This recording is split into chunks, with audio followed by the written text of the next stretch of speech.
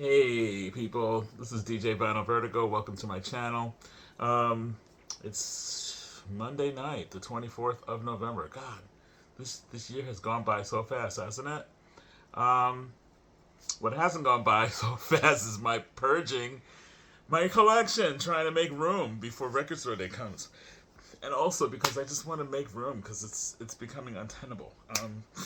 And so I'm going through stuff and I'm listening to records and trying to find things that I can honestly say I can part with because I probably won't be listening to it much. So, just to tell you, I listened to a bunch of stuff yesterday while I was cooking and working and cleaning and doing all kinds of stuff.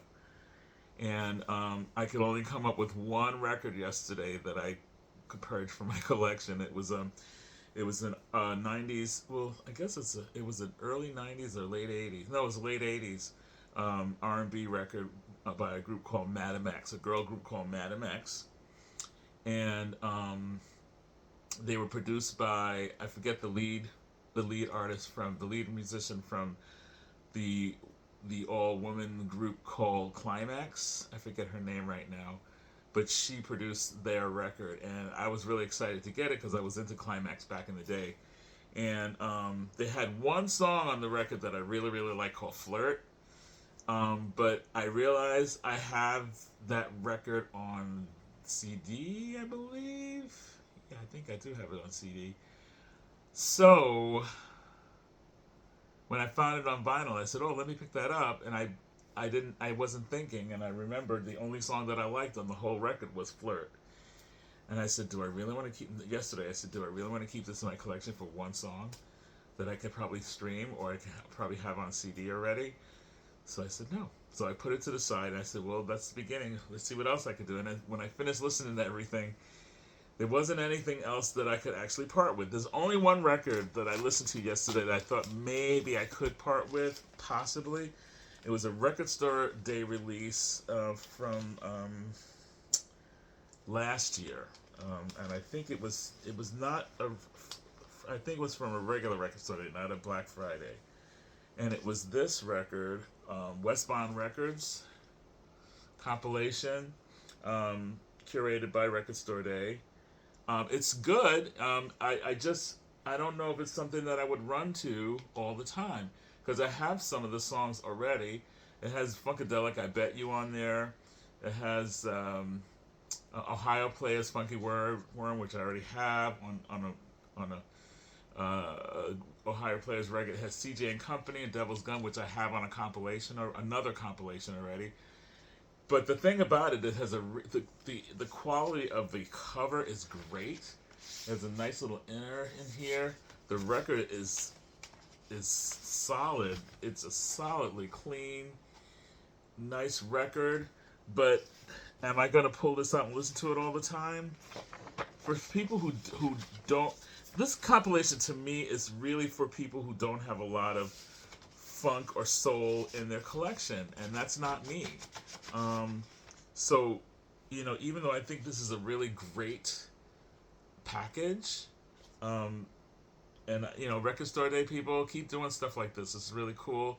It is a nice introduction to people for stuff that's out of the ordinary, not your typical um, selections in a compilation. This is actually very interesting and different, and actually it's challenging a little bit too because it's not your typical funk stuff on here. However, I don't know if I want to keep this or not. I'm back. I was back. I put it in the pile with Madam X, and then I went, oh, I don't know. I don't know. I kind of dig it, but because I dig the whole history. I think the whole history behind a lot of these songs and stuff. But I have some of these on other records, so I don't know. This is still kind of. I most likely will try to sell this, but we'll see. So I'm gonna put this on the sell. I think I'm gonna today. I'm thinking I'm gonna put it on the sell pile. I wasn't going to. Anyway, so next I listened to this record that I picked up real cheap somewhere. I think in a dollar bin somewhere. I've been getting into the 999 kick. I found this 999 record I was trying to find the record that had English Wipeout on it. I finally did find it. But I first found this one called Concrete, which I didn't know this record. And this is really good. This is really, really good. It's kind of... it's a British band, 999, and they're very kind of punky, kind of new wavy. Really good stuff. Nick Cash, Guy Days, John Watson, and Pablo LeBreton. And produced by Vic Mel. And yeah, they're from London. I think they're Londoners. But this is a really good record, really solid rock and roll record from the 80s, I think, early 80s, 1981. Really good. It's a solid record, so I said, yeah, I'll keep this one for sure. It's a keeper. I like 999 a lot. They're really fun to listen to. It's a really fun listen, for sure. Then I listened to this record I got. This was sealed. Still had the shrink on it. I think I got this for how much? I don't even know. Probably like $4 or something, $5. Top. I don't think I paid more than $4 or $5 for it. But this is one of those Verve Jazz at the Philharmonic, the Trumpet Battle of 1952 with Roy Eldridge, Charlie Shavers, and Lester Young. And it's really good. There's only 3 tracks on this record. A track on side 1, which is called Jam Session Blues, which is awesome. And then side B is a ballad medley, Can't Get Started. Lester Young does a solo on that. Summertime, Charlie Shavers does a solo. Sweet Lorraine, Flip Phillips does a solo. Talk of the Town, Roy Eldridge does a solo. And then Cocktails for Two, Benny Carter does a solo.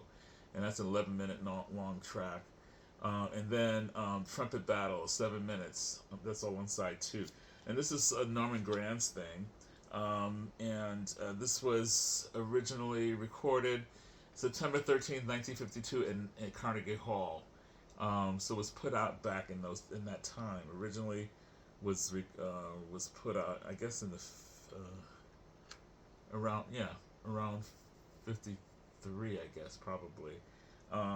This particular recording was pressed in 1983 by Polygram Classics, and but it's a Verve record, Verve release originally.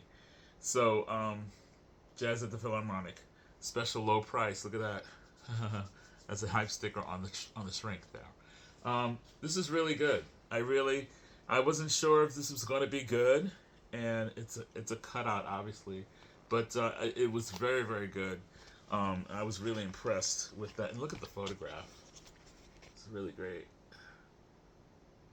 Look at Ella in the middle. Ella Fitzgerald's in the middle. She's not on this record, but you know, she was connected to Norman Granz, of course, romantically and every other way. You know, so for a while anyway. So that's cool. That's a keeper. Then I listened to this record I got in Tampa, I think, in Mojo Records. And I very rarely go there because it's kind of out of my way. But when I go there, I always find something there that I like. And they always have some good prices on things. And this is really cool. Gatefold record. This is a trumpeter from the 70s. I believe this is from the 70s. If I'm not mistaken. I don't know. Maybe it's the late 60s. And this is Bobby Bryant. This is called Earth Dance. And it's really, really good. He plays some tracks like Earth Dance by Bill Peterson. He does While My Guitar Gently Weeps. He has an original track, original composition called Since I Left Home. He does a Duke Pearson song, a piece called Cristo Redentor, a Freddie Hubbard tune called Crisis. He also does a Beatles tune, Happiness is a Warm Gun. Howlett Smith's Love is Like an Old Man. And then Detail It and G. Clinton. I guess that's George Clinton. I Want to Testify. A funky tune there. And when was this recorded? It has Liner notes written by Leonard Feather from the Encyclopedia of Jazz in the '60s, and yeah, it's pretty good. I mean, it's you know, I don't know if I would have bought this back in the day. I don't know, but I actually kind of think it has a really great historical bent to it, and it actually has some really good stuff on here. Um, you have to kind of read the liner notes to find out who's playing on this record. I know there's people on here: Don Bailey on harmonica, Mike Anthony on guitar, David Dukes on French horn, Fender bass by Wilton Felder, better known as a tenor saxophonist with the Jazz Crusaders. Um, let's see. I don't know. It's just you got to like really look through here to see all the stuff on here, but it's actually pretty good. It's kind of like soul jazz in a way, early soul jazz.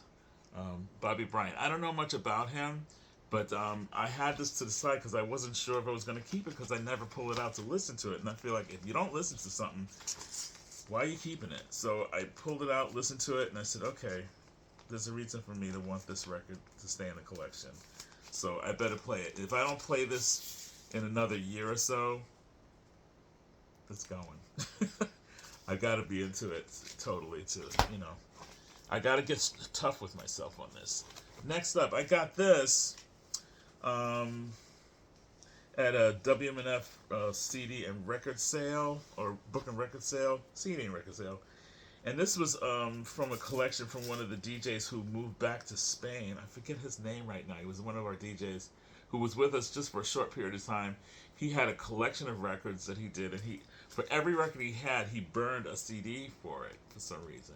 I guess to use it, to use it for different, um, different machinery, of course. This was bought originally at Princeton Record Exchange, which I've heard of that record store. This is John Blake, Maiden Dance. John Blake is a jazz violinist, and on this record is McCoy Tyner on piano, Kenny Barron also on piano, Cecil McBee on bass, Wilby Fletcher on drums and cowbell, Leonard Doc Gibbs on percussion, Alan Blake on vocals, and Lita Blake on vocals. And they do all compositions are by John Blake, except for a track called "For Tomorrow," which was written by McCoy Tyner, and "Beautiful Love," which was written by Victor Young. This was released in 1984, so it was probably recorded in 1983, December 26, 1983. And no, December, yeah, sometime in December at Skyline Studios. This was mastered by Robert Ludwig at Master Disc in New York City in 1984.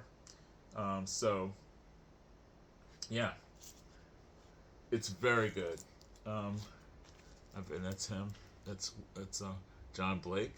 Sorry for the glare. This has shrink on it as well. I should take the shrink off this one. But anyway, this is a keeper. I wasn't sure if it was going to be, but yeah, I got this pretty cheap at that sale. This is a few years ago I picked this up, but I never listened to it, and I finally listened to it. This I listened to not because I didn't know if I was going to keep it or not. I know I was going to keep it because I collect her records. I just happened to see this woman on video last week, or maybe over the weekend. She did a impromptu, I don't know how impromptu it was, but it was very small, very casual performance, kind of like a Tiny Desk series, but she did it at the New York Times offices, I believe in New York City, and that was Erykah Badu with band. And you got to check it out. It's on YouTube. It's amazing. Just check it out. Just put in New York Times Erykah Badu live. It's fantastic. But a record that I picked up and I had not listened to it um, was Erykah Badu's "But You Can't Use My Phone" mixtape. Basically, it has all songs that have to do with talking on the phone or talking to someone. um, it's a very interesting cover. It kind of reminds me a little bit of Some Girls, with the commercials and stuff like that. Some Girls by the Beatles. That's Erykah Badu. But You Can't Use My Phone. Control Freak Records. Um, this is a very I call this like avant-garde soul. I mean, it's definitely one of those things you have to sit down and really listen to it. This is not a passive listen because you probably would turn it off if you weren't listening to it carefully because it's so strange. It's just very odd, and it's a very conceptual type record. And her records are very conceptual, but this is really like it's focusing on one thing, but from different perspectives. It all has to do with phones, talking on the phone and stuff. The songs. And you would think that Tyrone is on here, but it probably was inspired by the song Tyrone because that's the last line in the song Tyrone. But you can't use my phone. I saw Norman Maslow talk about this record, and he really dug it a lot. And I had this in my collection, and I said, "Oh, I got to listen to it. I haven't listened to it yet." When I saw his video, and I forgot all about it. That was about almost a year ago, I guess, that he did a video about this record, or about what this was one of the records he was talking about. I don't think he did exclusively a record video about this record, but it was in one of his "It's the Music Stupid" probably things. But it's good. It's really really good. It's well recorded, and it shows me what an interesting artist Erykah Badu is. Sometimes we don't remember. Sometimes I kind of forget certain artists, the importance of the kind of work that they put out. And I think she's a very important artist in the soul world, and especially in the hip hop slash soul world. And there's also a video that kind of accompanies that performance. It's a conversation with two people, I guess journalists or podcasters from New York Times, talking to Erykah Badu, and it's a great interview. It's a really awesome interview. And right after the interview is when she goes and does the little mini concert. It's really good. So check it out. Erykah Badu. Okay, so that's the keeper. Next up, I found this. I believe for about $4. I think at Bananas Music. This was a while back. Never listened to it. Once again, I was pulling something. I said, if you don't listen to it, you gotta go. Listen to it and see if you want to keep it. And I started listening to it, and I go, I don't know if I have to keep this one. I said, no, he's an important artist. And I didn't know much about her. But Booker T got married to Priscilla Coolidge, who was Rita Coolidge's sister, back in the 70s, I guess. This was a while ago. But the years are not immediately seen on these records. It drives me crazy. They had no sense of history back then. Anyway, I believe this was like the late 60s, early 70s. And this is a specially priced 2-record set. This was kind of like his wedding gift to Priscilla, I guess. She kind of reminds me a little bit of this record kind of reminds me a little bit of Bonnie Delaney kind of stuff, but it's the two of them singing, him playing keyboards on this, and she has a voice that's really kind of soulful, not exactly like Rita Coolidge, but she does have a pretty powerful soulful voice, and the songs are pretty decent. But it really, it's got some good stuff going on. Oh, it's recorded January and February 1971. There you go. Produced by Booker T and Priscilla Jones. Apparently, I think she is related to, if I'm not mistaken, Rita Coolidge. I think I read that somewhere. Anyway, let's see. Jim Keltner's on here. Bobby Hall Porter on percussion, Chris Etheridge on bass, Jim Keltner on drums, of course. Let's see who else is on this record. Anybody that you would? Jerry McGee on guitar.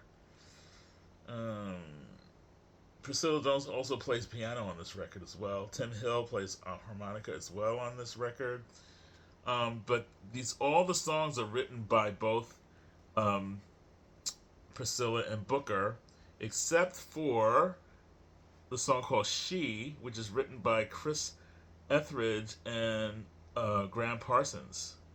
Yeah, it's a good record. It's a double LP, gatefold. It's got pictures and all the credits and stuff like that. Here's the back cover. They were happy then. They didn't stay married though. They weren't married that long. Just a few years. But yeah, this was their wedding record, I guess. So this is a labor of love. This is kind of a labor of love record. But it's a keeper. It definitely is a keeper. It's Booker T. I mean, come on. The man that gave us Green Onions. Come on.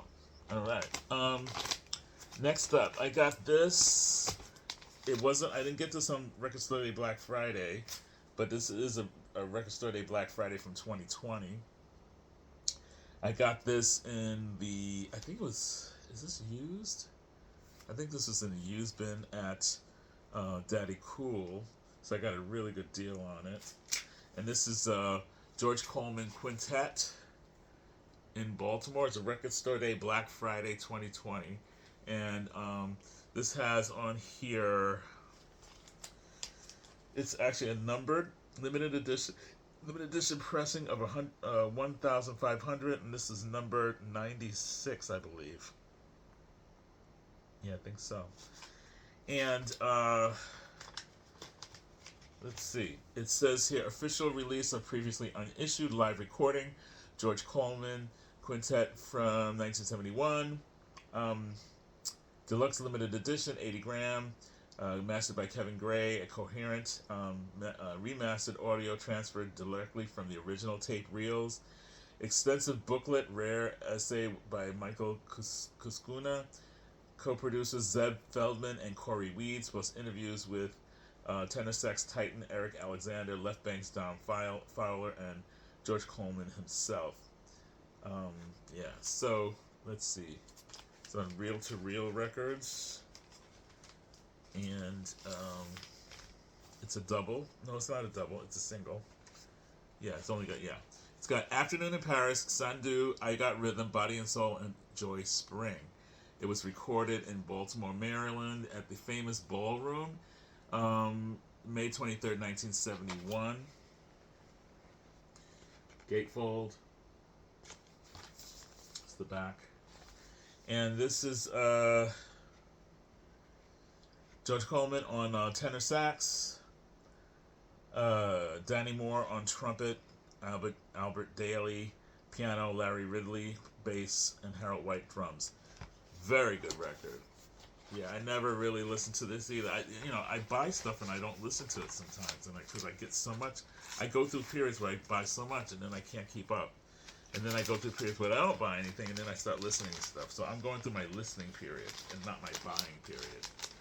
So that's kind of good. I'm trying to be as careful as possible because Record Store Day is coming up. So, woo, Next up, I listened to this and had a blast listening to this. And I bought this a while ago because I always had it on CD and I never had it on vinyl. And finally, I got it on vinyl, and I'm just so ecstatic. Why do I have this? I think I put this in upside down. Ooh. Let me check this out. I'm not really into those sticky outer sleeves. But anyway, this is Sonic Sunspot by Dukes of the Stratosphere, which is the alternative, the alter ego band of XTC. And it's on Geffen. This is from 1987. Norman Maslov talks about this record too. I knew about this record long before he talked about it. I'm sure he's known about it for a long time as well. But anyway, this is a total psychedelic, very psychedelic record, very Beatlesque. I really, really dig this record so much. One of my favorite songs on, I mean, I love everything on this, but one of my favorite songs on this record is Kaleidoscope. I just dig it so much. But You're a Good Man, Albert Brown is so Beatlesque. You Are My Drug, I love. Shiny Cage is great. Vanishing Girl. Have You Seen Jackie? There's so many. Pale and Precious. But Kaleidoscope is definitely my jam. But this is a great record. This is so cool. If you're an XTC fan, you will definitely dig this band. If you love the Beatles, you'll love this record. If you love ELO, you'll love this record. It's just so, it's so Beatlesque and it's so much fun. And yeah, I really dig this so much. But this was fun listening to it. I almost put it on a second time, but I said no, I don't have time. I gotta listen to more stuff. In fact, I did stream some of it while I was in my car today because I wanted to hear it some more. So I listened to Kaleidoscope and some other songs from that record. I was really having a good time. Really having a good time going down memory lane with this record. I had this on CD for years, and I really, really love it. I still have it on CD, but now I have, I acquired this maybe like a year and a half ago at Retro Records in St. Pete. Revolution Records, excuse me. Yeah, dig this a lot. It was not too bad. Cost me about $25 or something. I don't know. And then I didn't listen to this, but I did get this in the mail about a month or two ago, maybe a month ago, maybe just a month ago. And this is the new release, the live Radiohead Hail to the Thief live recordings from 2003 to 2009. I haven't listened to it yet, but I actually listened to some of it streaming, but I have not listened to the record itself yet. So I'm holding on to this to play. And then the last thing I played yesterday, this is something that was in my collection for a while, and I got this dirt cheap, and I never listened to it, but I love the band, Wayne Fontana and the Mindbenders. Isn't that cool? This is good. It's got Game of Love, Keep Your Hands Off My Baby, Too Many Tears, She's Got the Power, Get It, Jaguar and Thunderbird, One More Time. Some good stuff on here. Jaguar and Thunderbird, I think, is a Chuck Berry tune. This is really, really fun. Really fun record. Keep Your Hands Off My Baby is a Carole King tune. Yeah. Nice little stuff on here. Love these 60s groups that do this kind of good stuff. This is on Fontana Records, which is, I guess, Wayne Fontana's label, probably. I'm guessing. And this is a mono pressing. I know that. That much I do know. I'm not faking that. Yeah. Very good stuff. Has nice little liner notes in the back. I don't know what year this is from, but it's definitely a 60s thing. Here it is, 1965. Yeah. Wayne Fontana and the Mindbenders. Still have that out. I got to put that away. But anyway, that's it. That's all I've been listening to. And I'm going to be doing another episode probably tomorrow night. I'll do an episode of the Shaka Files. And I think next on the Shaka Files, I think it's going to be a Rufus album. So the last one I did was for Echoes of an Era. That was the jazz record that Shaka did. So check that out if you haven't seen it yet. It's kind of fun to watch. My Shaka Files series. And it's on my YouTube channel. We're up to number 12 or 13. So the next one I think is going to be the live Rufus album. Anyway. That's it. So, yeah, I have to sign off now. This is DJ Vinyl Vertigo signing off. I have nothing else to say except I have to keep listening to more music, listen to more records because I've got to purge. I have to purge. Pray for me that I purge before Friday. Anyway, take care, guys. Keep listening to great music. DJ Vinyl Vertigo signing out.